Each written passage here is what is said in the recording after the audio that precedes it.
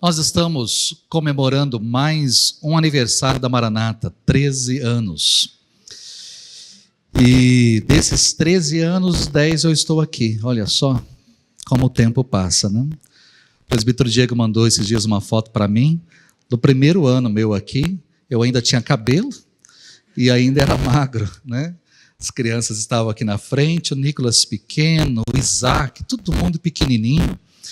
E a equipe de louvor, o púlpito era naquele cantinho ali ainda, né? Havia um espaço aqui onde ficavam cadeiras, a cadeira dos presbíteros que nunca utilizavam, né? A mesa da ceia, a cadeira dos presbíteros, um palcozinho ali pequenininho.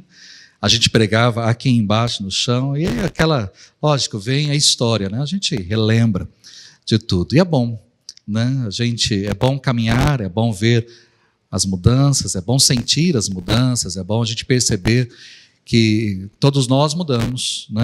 Todos nós mudamos e a gente pode celebrar esses 13 anos, essa caminhada, e 10 anos caminhando aqui junto com os irmãos, né? Hoje eu quero falar, nesse culto de aniversário, eu quero falar sobre essa temática, ele é digno. Eu, no meu tempo de faculdade, eu fiz... existe uma matéria que é chamada de exegese. A exegese é uma matéria que você tem que interpretar o texto como ele foi escrito para as pessoas que ele foi escrito. Quando o escritor escreveu, o que ele estava querendo dizer para aquelas pessoas que receberam a mensagem primeiramente. Essa matéria é chamada de exegese. E uma das exegeses que eu fiz foi no livro do Apocalipse. Então é um livro que eu particularmente gosto muito. A gente trabalhou todo o livro do Apocalipse, algo que não acontece na faculdade. Nós não vamos lá para estudar livros, nós não vamos lá para conhecer, nós vamos lá para aprender, ter ferramentas, mas cada um por si tem que ler e aprender. E eu me apaixonei, sou apaixonado pelo livro do Apocalipse. Eu quero trabalhar com você, ler com você, e trabalhar com você o capítulo de número 5 do Apocalipse. Mas eu não quero apenas que você leia o que está aí na sua Bíblia, ou no seu aplicativo, ou no telão, mas eu quero que você tente imaginar essa cena, aquilo que João está passando aqui para os seus leitores, seus primeiros leitores, que são as 7 igrejas da Ásia Menor, e que você tente vislumbrar, tente imaginar toda essa cena, essa visão. Só te colocando a par aqui, no capítulo 4, João, ele é chamado para subir aos céus, ele vê uma porta aberta nos céus, uma janela, ele é chamado para subir, é a voz do Senhor, a voz de Jesus dizendo, sobe para cá, para eu te mostrar o que vai acontecer. Então, ele sobe em espírito para ver o que vai acontecer, e ali então ele vê toda a história, tudo o que vai para acontecer. E aí o capítulo 5 registra o seguinte: então vi na mão direita daquele que está assentado no trono um livro em forma de rolo, escrito de ambos os lados e selado com 7 selos. Vi um anjo poderoso proclamando em alta voz: quem é digno de romper os selos e de abrir o livro? Mas não havia ninguém, nem no céu, nem na terra, nem debaixo da terra, que podia abrir o livro, ou sequer olhar para ele. Eu chorava muito, porque não se encontrou ninguém que fosse digno de abrir o livro e de olhar para ele. Então um dos anciãos me disse: não chore, eis que o leão da tribo de Judá, a raiz de Davi, venceu para abrir o livro e os seus 7 selos. Então vi um cordeiro que parecia ter estado morto, de pé, no centro do trono, cercado pelos 4 seres viventes e pelos anciãos. Ele tinha 7 chifres e 7 olhos, que são os 7 Espíritos de Deus enviados a toda a terra. Ele se aproximou... Opa, mudaram aí.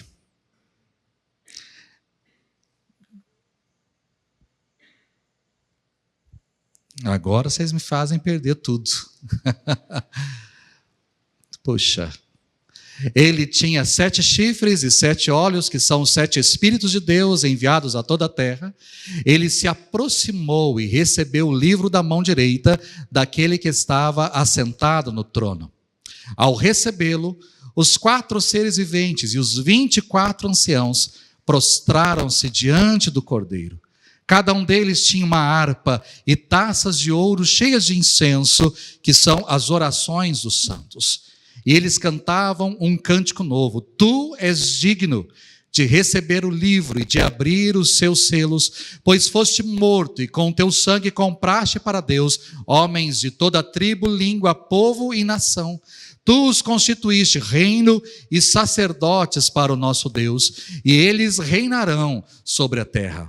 Então olhei e ouvi a voz de muitos anjos, milhares de milhares e milhões de milhões. Eles rodeavam o trono, bem como os seres viventes e os anciãos, e cantavam em alta voz: Digno é o Cordeiro que foi morto de receber poder, riqueza, sabedoria, força, honra, glória e louvor. Depois ouvi todas as criaturas existentes no céu, na terra, debaixo da terra e no mar, e tudo que neles há, que diziam: Aquele que está assentado no trono e ao Cordeiro, sejam o louvor, a honra, a glória e o poder para todos sempre. Os 4 seres viventes disseram amém, e os anciãos prostraram-se e o adoraram. Esse texto retrata para nós que Deus está no trono. Esse texto retrata para nós que o Cordeiro está com o livro da história nas suas mãos e que nós não estamos à deriva. Nesse mundo em que vivemos, há uma tentativa, e eu diria que até perversa, de tentar destronar Deus, de empurrar Deus para a margem da história, ou até mesmo apagar, anular a existência de Deus. E isso não é de hoje. Karl Marx, com seu materialismo dialético, afirmou que Deus é apenas uma criação do homem, uma invenção do homem. Ele tentou, dessa maneira, expulsar Deus da história. Sigmund Freud, pai da psicanálise, tentou eliminar Deus do nosso inconsciente, varrendo-o da nossa mente. Charles Darwin tentou eliminar Deus da ciência. Afinal de contas, tudo é e não passa de uma evolução. Nada foi criado por Deus, porque Deus não existe. Depois veio Nietzsche, filósofo, dizendo que Deus morreu. Dostoiévski disse que se Deus não existe, então não há referência de nada, e que se Deus não existe, a gente pode fazer tudo. A gente pode fazer, tudo se pode fazer. Richard Dawkins, patrono dos ateus, afirma que Deus é apenas um delírio. Esse é o nome, inclusive, do seu livro. Deus é apenas um delírio. Deus não existe. Mas quando eu olho para Apocalipse capítulo 5, eu percebo que, ao contrário do que todos esses homens ao longo da história, ou ao longo desses últimos anos, têm tentado falar e fazer com relação a Deus, quando eu olho para Apocalipse capítulo 5, 4 e 5, eu percebo de forma muito clara que Deus não apenas existe, mas que Deus está no trono, que o Cordeiro está com o livro da história em suas mãos e a história não está à deriva. No capítulo 4, João é chamado por Deus, por Jesus, a subir aos céus, a fim de ver tudo o que estava para acontecer. E quando João foi arrebatado em espírito aos céus, ele viu Deus assentado num trono. E Deus tinha em suas mãos um livro, o livro da história, o livro da história de todas as coisas. Deus possuía a história em suas mãos. E é preciso notar que quando João recebe essa visão e quando João escreve essa visão, não eram tempos fáceis, pelo contrário, ele escreveu em meio a tempos difíceis. João é agraciado por uma visão, por uma revelação a respeito do fim, e escreve o Apocalipse no final do 1º século, mas eram tempos turbulentos que ele estava vivendo e que a igreja também estava vivendo. A turbulência começou com César Augusto, que governou de 27 a.C. até o ano 14, ou seja, no período em que Jesus nasceu, viveu a sua infância e adolescência, a juventude. A história também foi turbulenta no período do seu sucessor, Tibério César, que governou de 14 até 37, período em que Cristo viveu o seu ministério, que Cristo morreu e inclusive a igreja nasceu. Foi turbulenta no governo de Calígula, que foi imperador de 37 a 41. Foi turbulenta no governo de Cláudio, de 41 a 54. Muita turbulência a igreja passou no período em que Nero era governador, de 54 a 68. Mais turbulência ainda, vivida nos tempos de Vespasiano, período em que Jerusalém foi completamente destruída pelos romanos. Ele, inclusive, foi o responsável por inaugurar o Coliseu, hoje uma atração turística dos nossos tempos, né? Mas que não passava de um grande teatro onde muitos irmãos nossos, muitos cristãos foram lançados às feras para a diversão dos romanos. A história foi turbulenta no período de Tito, que governou de 79 até 81, e extremamente turbulenta no período de Domiciano, que governou de 81 a 96, período em que João foi preso na ilha de Patmos e escreveu o livro do Apocalipse.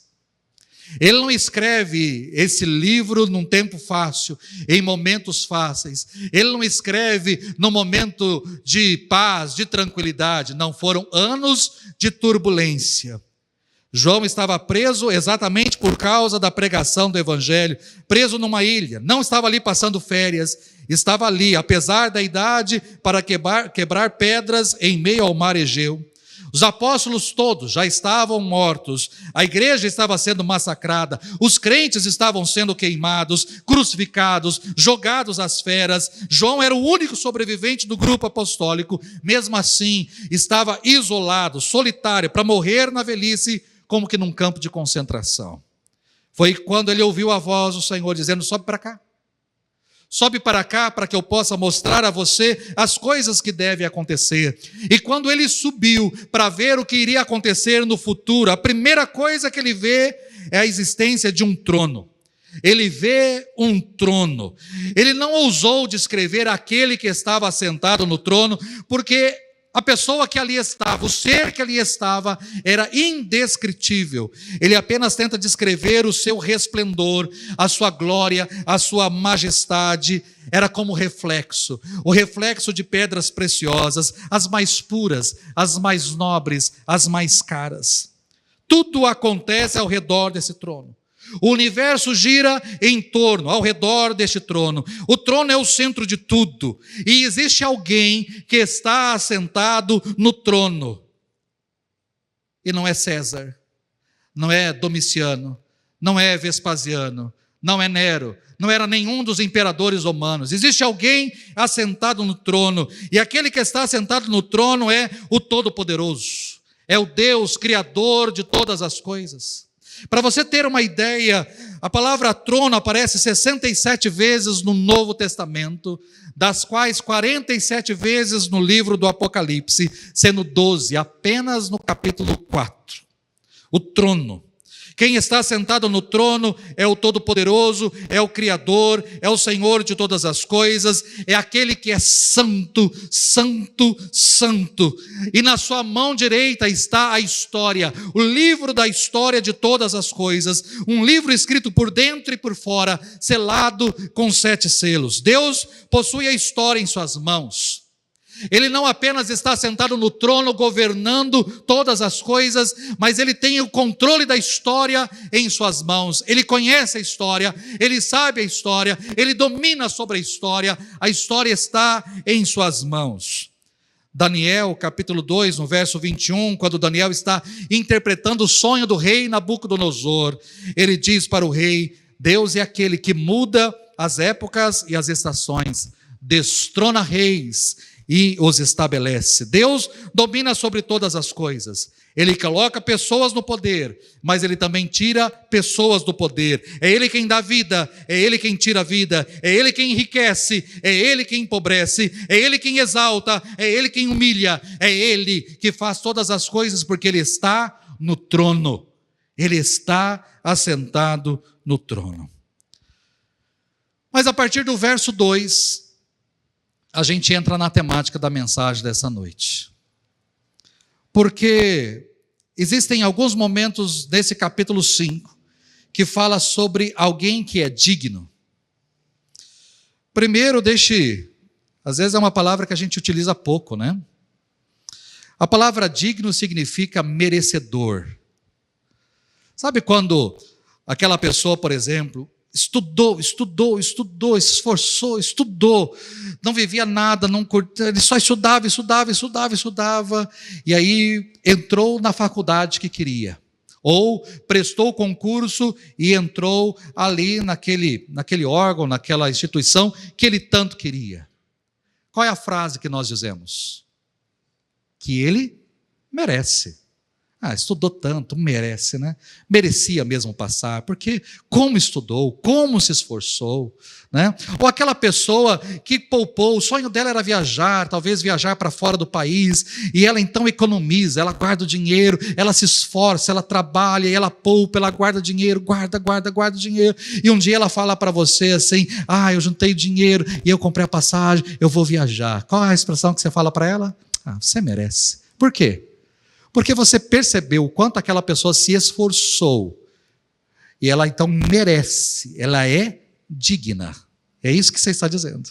A palavra digno quer dizer merecedor, você merece. Então existe essa expressão sobre a dignidade, quem é digno?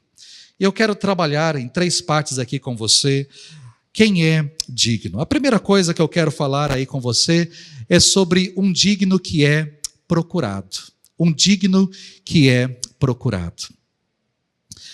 Notem que no versículo 2, nós entramos no assunto, né? Alguém que seja digno de abrir o livro está sendo procurado. Vi um anjo poderoso proclamando em alta voz, quem é digno? Quem é digno de romper os selos e de abrir o livro? Quem é digno? A pergunta não é quem é forte. A pergunta não é quem é poderoso. A pergunta não é quem é capaz. A pergunta é quem é digno. Quem merece? Quem é digno? Essa pergunta é intrigante porque quem vai dar sentido à história, quem vai abrir o cadeado da história, quem vai desenrolar a história, quem vai mostrar para onde a história caminha, é esse que é digno e que está sendo então procurado para abrir o livro e para contar-nos a história. Esse digno é procurado. O texto continua dizendo que ele é procurado na terra, ele é procurado nos céus, ele é procurado debaixo da terra, e o resultado dessa procura exaustiva entre os seres angelicais, entre os homens mais poderosos, entre os humanos mais fracos, entre as pessoas caídas, entre os seres angelicais caídos, a procura chega num resultado, o resultado é ninguém. Quando se procurou, ninguém era digno, ninguém foi encontrado, ninguém podia abrir o livro, nem mesmo olhar para ele. Em outras palavras, o ser humano é impotente, o ser humano é incapaz de desvendar o futuro. Diz o texto ainda que diante do resultado negativo, João passou a chorar. Ele passou a chorar muito, porque ninguém foi achado digno de abrir o livro, nem mesmo de olhar para ele. E aqui eu chamo a sua atenção. Chamo a sua atenção porque temos diante de nós a decepção, a nossa decepção. A decepção mais profunda do ser humano é expressa aí no choro do João, um choro de desespero, um choro das perguntas sem respostas, dos questionamentos sem elucidação. O homem olha para cá, o homem olha para lá, ele não encontra saída, ele não encontra saída na filosofia, ele não encontra saída nas ideologias, nem nos grandes pensadores, nem nos filósofos, sociólogos, antropólogos, nem nos grandes religiosos, nem nos grandes governantes, as figuras mais ricas, as mais importantes, as mais conhecidas, as mais famosas, as mais poderosas da história. Ninguém, absolutamente ninguém, tem o domínio da história. Ninguém tem o controle da história. Ninguém consegue resolver o enigma da história. Ninguém. Por mais poderoso que seja, ninguém. Mas não temos apenas um digno que está sendo procurado. Aquele que é digno, que está sendo procurado, é encontrado. Essa é a segunda parte do nosso texto. E aí, quando nós chegamos nos versos 5 a 7, há uma reviravolta. O texto diz que então um dos anciãos me disse: não chore, não chore, há consolo, há consolo. Eis que o leão da tribo de Judá, a raiz de Davi, venceu para abrir o livro e os seus 7 selos. É interessante que, se havia uma pessoa digna sendo procurada, essa pessoa foi encontrada. A solução da história está neste, que agora toma o livro da mão direita daquele que está sentado no trono, porque ele é digno.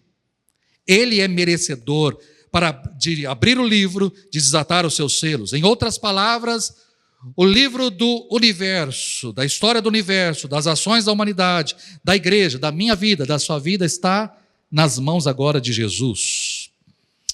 Agora notem comigo que, quando você lê o verso 5, como é que Jesus é revelado? Como é que ele é apresentado a nós? Quem é digno? E a resposta que o ancião diz é: eis que o leão da tribo de Judá, a raiz de Davi. Aí a gente precisa entender o significado disso. Quando nós olhamos para aqueles que nós chamamos de patriarcas, que são os primeiros ali, os pais da fé, os primeiros, escritos em Gênesis, no livro de Gênesis. Você tem Abraão, que gera um filho chamado Isaque. Isaque gera 2 filhos, Esaú e Jacó, que tem o seu nome mudado para Israel. Jacó, ou Israel, tem 12 filhos. O 4º filho de Jacó é chamado Judá. Este é o 4º filho. E há uma promessa, quando você vai para o Antigo Testamento, há uma promessa de que dentre os filhos de Jacó, Judá, de forma mais específica, deveria proceder o rei.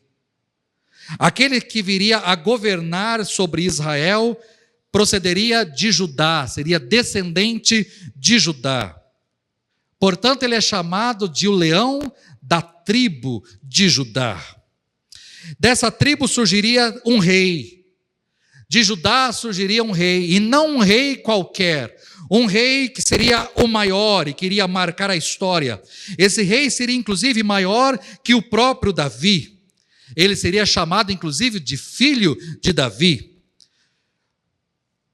E aí há uma promessa, não feita apenas lá atrás a Jacó e a sua descendência, mas há uma promessa a Davi, que certa vez Davi quis construir um templo, uma casa para Deus, um palácio para Deus. E Deus disse para Davi: não, você não vai construir um templo para mim, mas eu vou construir uma casa para você. O seu filho, Salomão, irá construir uma casa para mim, um templo para mim, mas eu vou construir uma casa para você. E quando Deus diz isso para Davi, Deus está dizendo que de uma casa física, de um palácio, de uma moradia física, não.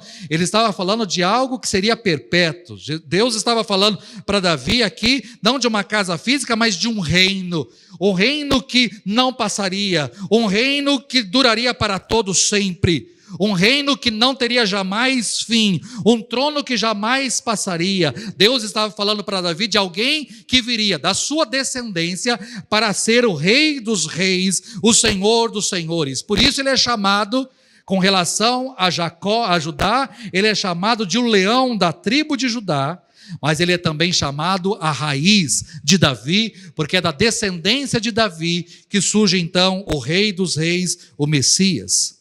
Agora vejam que vocês vão ser informados aí no verso 6, que esse cordeiro está de pé, Quando ele olha, ele não avista o leão da tribo de Judá, ele não avista a raiz de Davi, mas quando ele olha, ele vê um cordeiro, e um cordeiro que está em pé, no meio do trono, mas um cordeiro que tinha um aspecto de que tinha sido morto.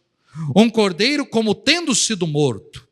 Quando Jesus aparece para João, lá no capítulo 1, João está sozinho ali na ilha, há uma voz que vem por detrás dele, e a voz é do Senhor Jesus, e a voz dizia: não tenha medo, eu sou o primeiro e eu sou o último, eu sou o alfa, eu sou o ômega, eu sou aquele que vive. Estive morto, mas agora estou vivo para todo o sempre.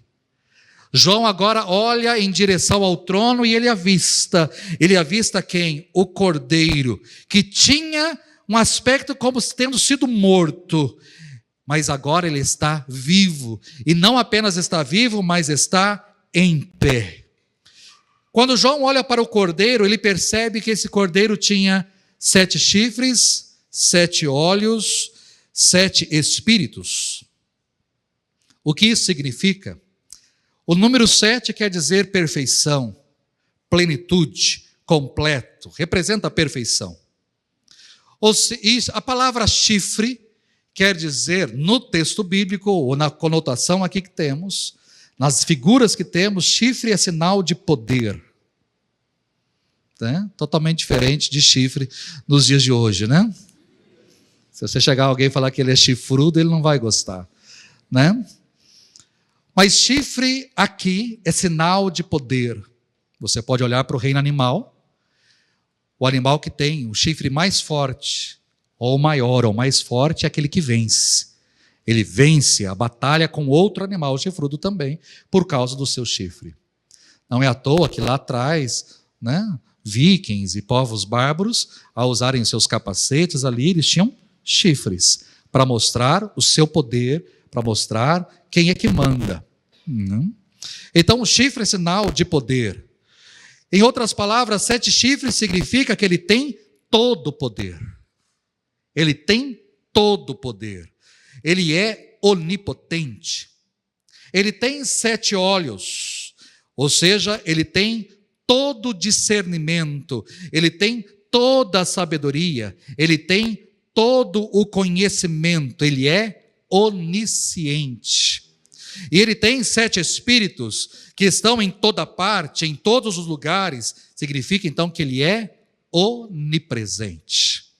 Essa descrição do Cordeiro revela para nós a grandeza dos seus atributos, que são incomunicáveis. Ele é onipotente, o único que tem o poder sobre todas as coisas. Ele é onisciente, o único que conhece todas as coisas. Ele é onipresente, o único que pode estar ao mesmo tempo em todos os lugares.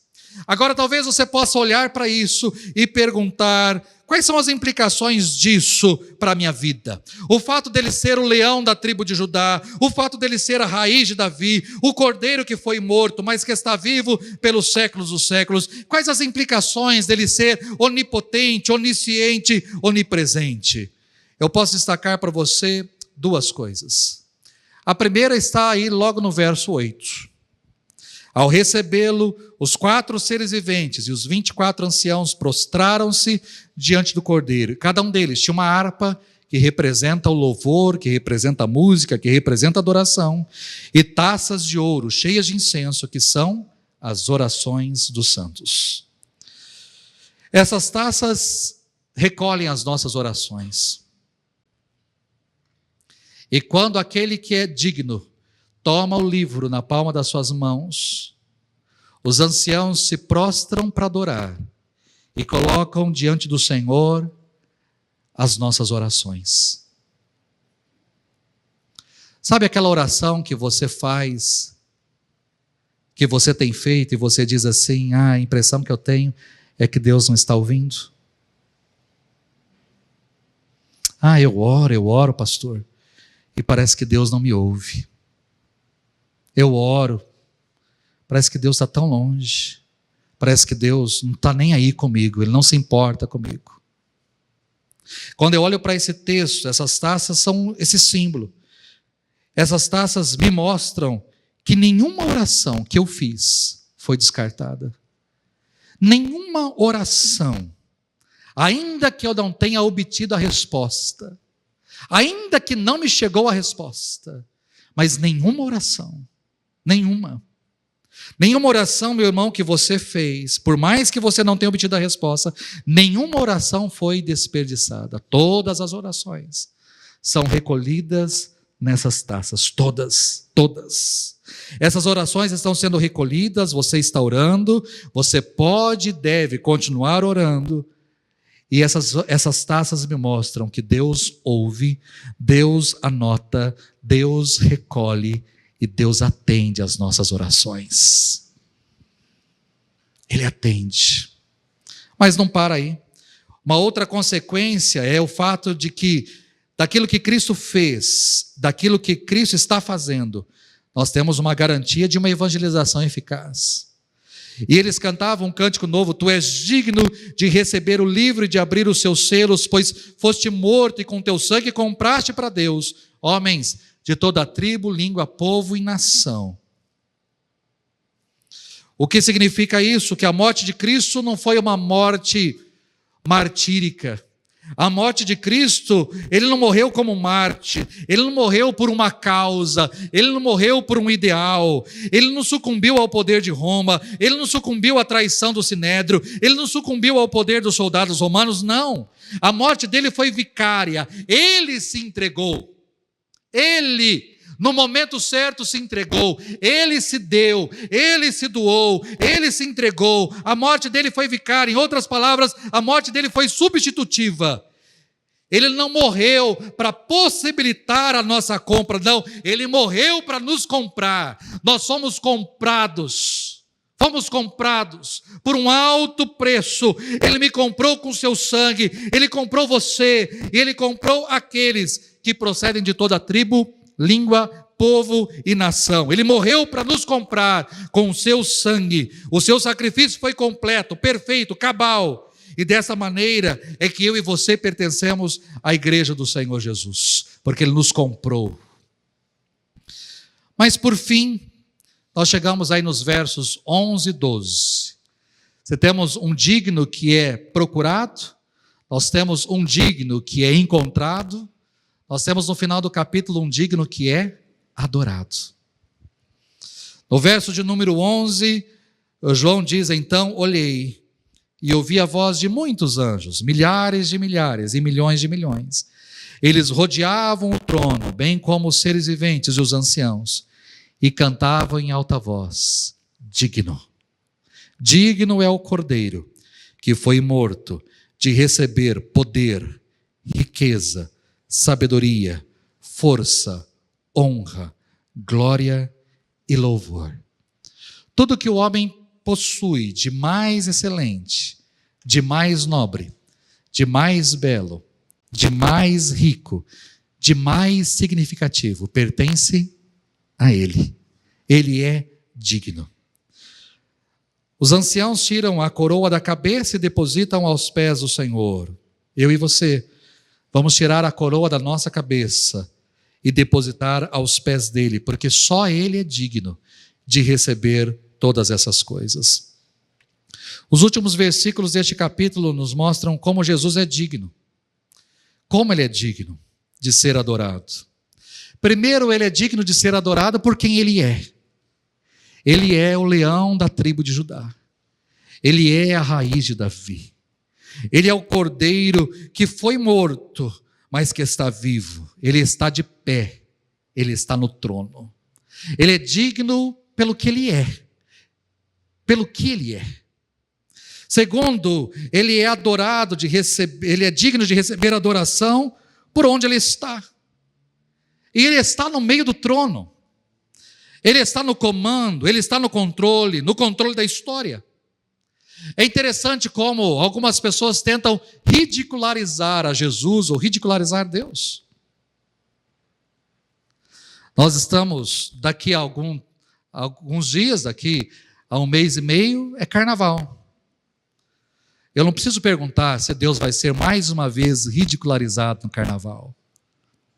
É certo que mais uma vez ele vai ser ridicularizado no carnaval. Daqui a alguns meses existem as paradas aí, as paradas gays, né? Eu não preciso perguntar, será que numa dessas paradas o Senhor vai ser ridicularizado? Não, eu não preciso perguntar, é certo que ele vai ser mais uma vez ridicularizado.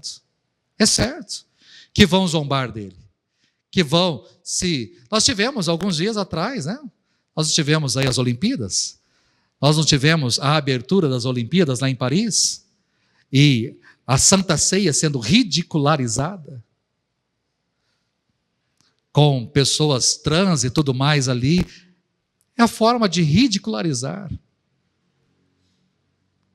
É a forma, é a maneira que o mundo tem de zombar de Jesus, de zombar da nossa fé, de zombar do cristianismo, de zombar. Eles zombam. Zombam nas manifestações públicas, zombam em peças de teatro. Quantos videozinhos de humor que você já recebeu ou que você já assistiu zombam do nosso Deus, zombam da nossa fé, zombam nos filmes, nas novelas. Quanta zombaria temos? As pessoas não conseguem se livrar de Jesus.